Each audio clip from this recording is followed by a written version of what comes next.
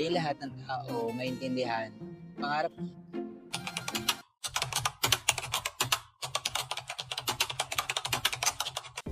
Hi guys!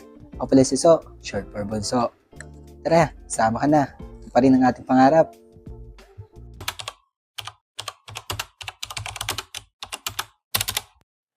This is day 31 of 365 journey. Creating the best version of myself. Kung may pangarap ka, tara, sama na. Let's go! Di lahat ng tao maintindihan pangarap mo. Di lahat makikita yung vision na nakikita mo. Di lahat maniniwala na kaya mong marating. At alam mo, okay lang yun. Di naman sila yung binibigyan mo ng pangarap na yan. Hindi, ikaw. Minsan, kapag kwento ka ng goals mo, may duda. May magsasabi na, ang hirap naman yan. O parang imposible.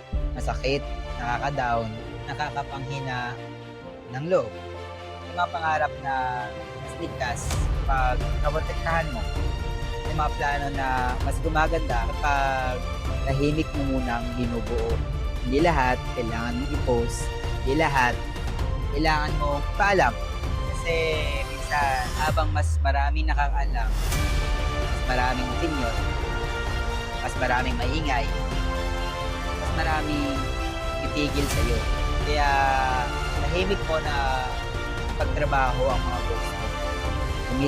Gumising ka ng araw-araw na may direksyon. Gumawa ka kahit walang pumapalakpak. Patuloy ka kahit walang nakakaalam. Kung mo kailangan patunayan yung sarili mo sa kanila, darating ang araw, ang resulta mismo ang magsasalita para sa'yo. At kapag dumating yung panahon na yon, magugulat na lang sila. Paano mo nagawa? Paano mo ginaya? Paano mo naabot? Pero ikaw, ang nakakaalam ng totoo. Na habang sila ay nagdududa, ikaw ay tahimik na lumalaban.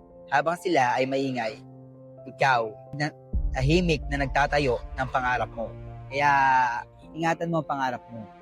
Lagaan mo, trabahuin mo, at higit sa lahat, wag mo ibitawan. Dahil hindi man nila maintindihan ngayon, darating ang araw na magiging patunay ito na lahat ng tahimik na effort mo hindi nasasayang.